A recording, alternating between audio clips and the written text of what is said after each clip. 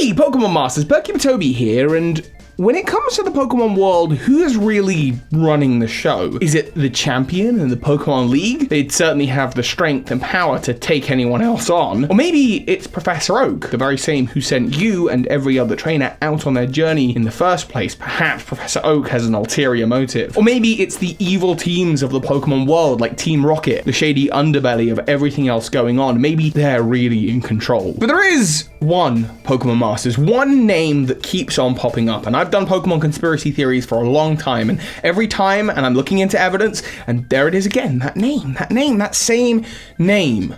And so in this video, we're going to take a look at the real power behind everything, the Silph Company. Let's go.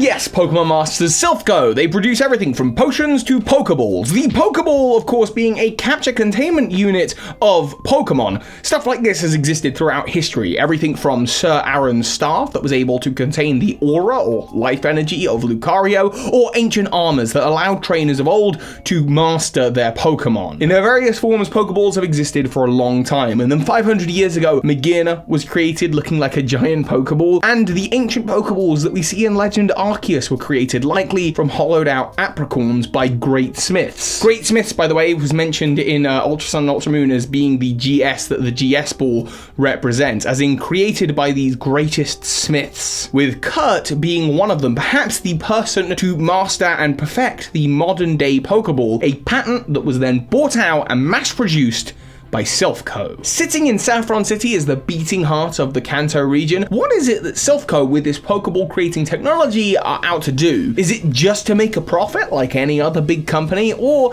do they have bigger schemes in mind? Given that we all live in the Pokemon world, we should definitely make it our business to find out. And we know in Generation 1 that they were working on a new project, the Master Ball project. The Master Ball, a special Pokeball with a 100% catch rate, and this is a very controversial item in the world of Pokemon. I've talked about it a little bit on Lockstin's channel before, but the whole way that catching Pokemon works, the reason that it's not trapping them or cruel, is that you have to battle a Pokemon to weaken it so that you can prove yourself as a trainer worthy of capturing it. And even then, the Pokemon has a chance of breaking out of the Pokeball. So it's always really sort of the Pokemon's choice as to whether it wants to join a team, but not with the Master Ball. On the surface, I think Team Plasma would absolutely hate the Master Ball.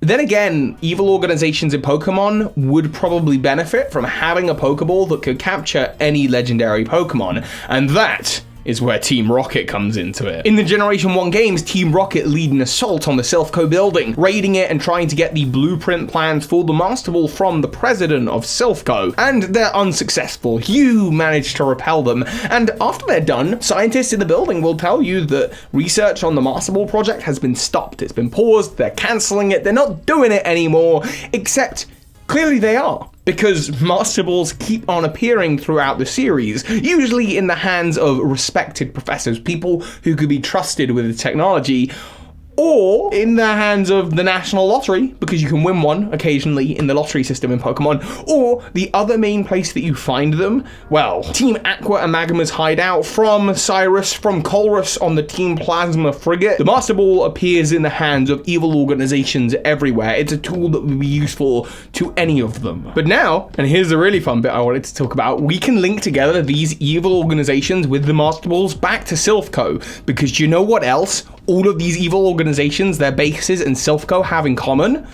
Teleportation. Yes, that's right, teleportation and warp panels. And don't worry, I'm not going to go into the Ship of Theseus thing again. I know, you're all experts, you've all seen WandaVision, therefore it's fine. But seriously though, I did definitely butcher my explanation, so I left a correction in the comments. Anyway, back to it, teleportation and warp panels. They are produced by Silph Co. We assume they're all over the Silph Co headquarters. It's an 11-story building, and yeah, they've got a staircase, and yeah, they've got an elevator, but if you want to jump from floor to floor really quickly, use the warp panel technology. The same technology, warp panels, that can be found in the bases of Team Aqua and Magma, Team Galactic, the Plasma Frigate, Lysander's Labs, and the Aether Paradise. They're all covered in these same warp panels. Isn't that a coincidence? The evil team bases of all all of the regions covered in the same warp panels that you can find at Silphco, many of them in the possession of a Master Ball. And actually, there's also warp panels in the Team Rocket hideout in Generation 2, and sure enough, in that very same hideout, something I learned watching Loxton's video recently on the creation of Porygon, is that there is a scientist who says that they used to be a Silphco scientist before moving to work here.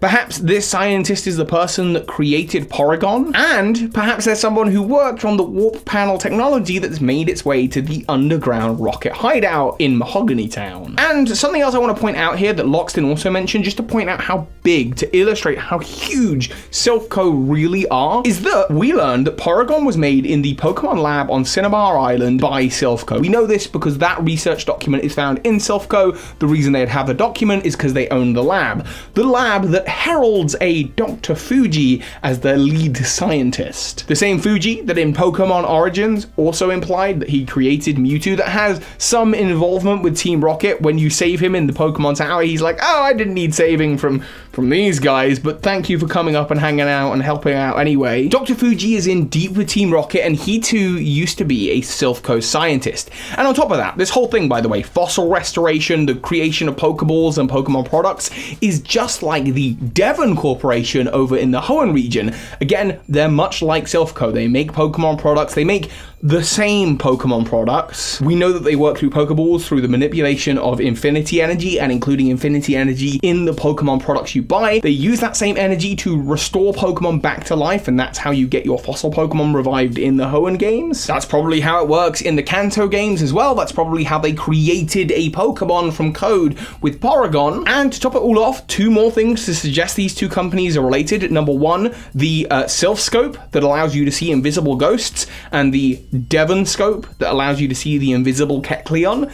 They're the same item, guys. And if that wasn't enough, in the post-game of Heart Gold and Soul Silver, Steven Stone can be found in the Silphco building.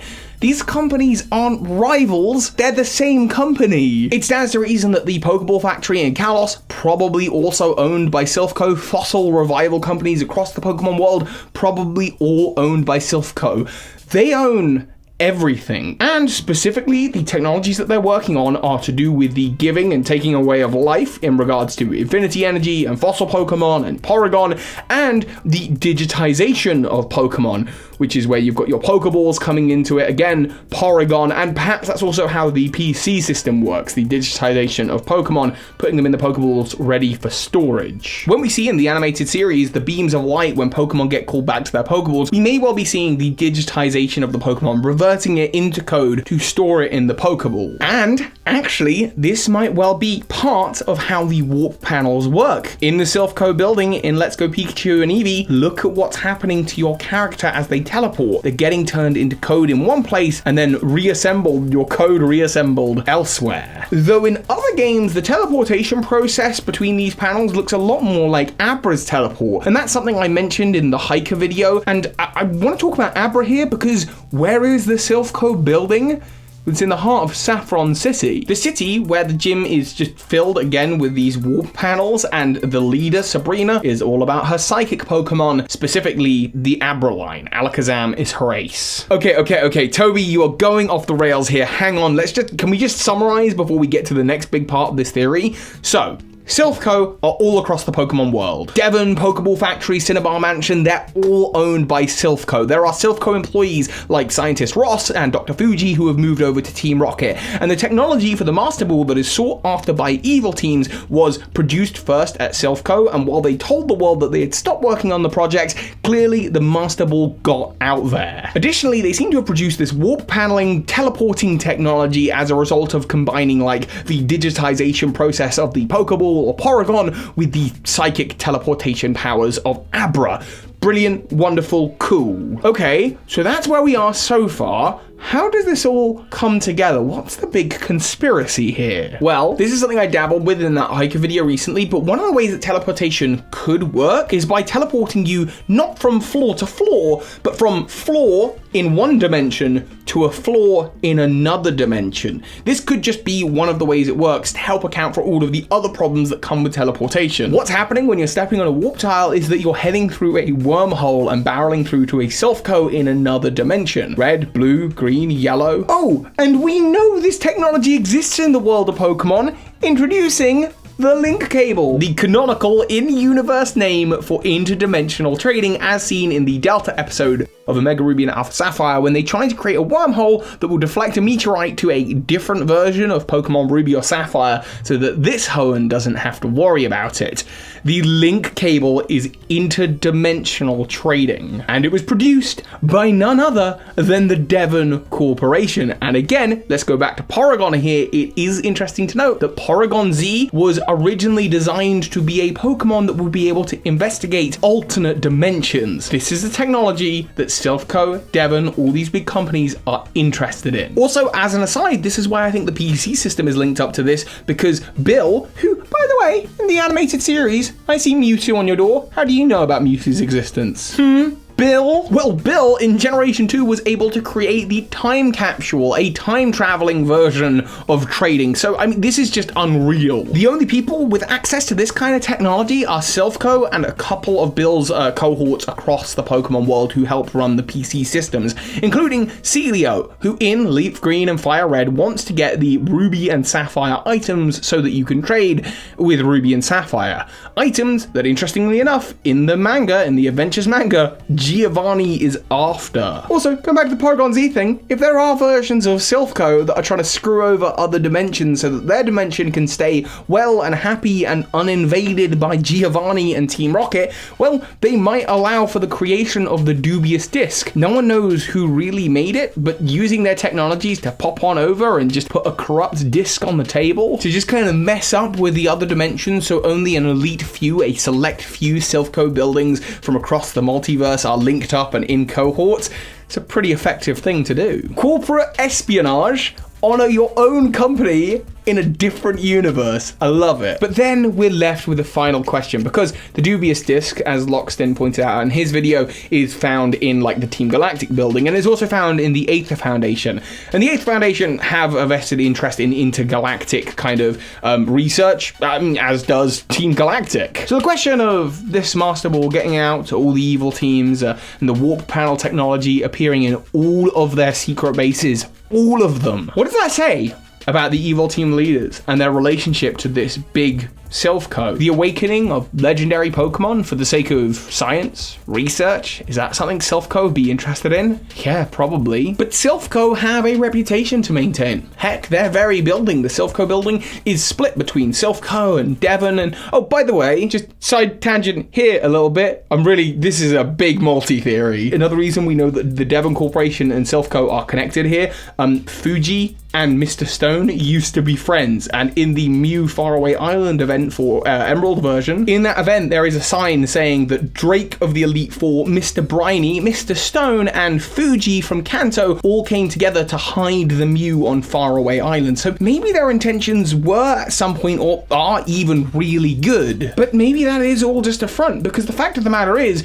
they've passed around technology, interdimensional travel, Master Balls, and have worked and had colleagues go off to work for Team Rocket and perhaps other evil organizations who all seem pretty happy with one another, by the way. I mean, we see in the Unova region there is a house with ex-Team Rocket and Team Aqua and Magma members all in. It feels like they're setting up the perfect circumstances for Team Rainbow Rocket. It's interesting because we see an Ultra Wormhole open and then they appear in the post-game of Ultra and Ultra Moon, but Giovanni actually teleports completely differently, and so do all the other members, and they all converge on the Aether Foundation, a building littered with these warp panels, completely filled with information on interdimensional beings and interdimensional travel, in a universe in which all of the evil team leaders have caught legendary Pokemon using Master Balls, all of whom converge on this Alola. But first, before they appear there, like at the Aether Foundation, Team Rainbow Rocket Grunts can be found inside the digital realm of the Friendzone Plaza, meaning that this version of interdimensional travel does in fact use the digitization of people and Pokemon is a link cable. Team Rainbow Rocket came from a version of Giovanni that either in collaboration with or raiding the building and being not being stopped, used Silph technology, the Master Ball technology, the warp panel technology, used scientists to distribute it across the Pokemon world into the hands of other evil team members, with some team members on the low letting it slip that they used to be Silph scientists, with Team Rocket's main lead scientist on the Mewtwo project, which was relevant to Team Rainbow Rocket's plans. Remember, Giovanni has a Mewtwo as his ace. All of it so that they could converge on an Aether Foundation so that they could begin their conquest of the multiverse. And back to WandaVision, Multiverse of Madness. And that's why at the end of the Rainbow Rocket episode, Giovanni isn't annoyed that he's been beaten. He's just like, great, what universe should I terrorize next? And that's because he knows out there somewhere in the multiverse, a version of him succeeded. But there's something I'm missing, Pokemon Masters, because here's the thing. Silph, where's the name from? This is the final little thought that I have here. Silph. A Silph is, it's a play on a mythological creature. Pokemon has a lot of creatures based on a lot of animals and a lot of mythological creatures. But as far as I know, there's none based on the Silph. I wonder, what might we learn in the future? Keep your Birdkeeper Toby, link in the description, store thinking hats on, Pokemon Masters, and I will be back hopefully next week with another video, another big deep theory like this. I've been having a lot of fun. Thank you for all the support on Patreon and the store. Much appreciated, and of course, so hi, Pokemon Masters. This is Ash Ketchum. You just watched a video by Birdkeeper Toby. That makes you a Pokemon Master. A huge thank you to those of you who have been supporting this channel financially, whether that's through buying my merch, my Tree of Life poster, or those of you supporting me on Patreon, including the big patrons of this month, JD Gottlich, Michael Hornschuch, and Matty B. Thank you.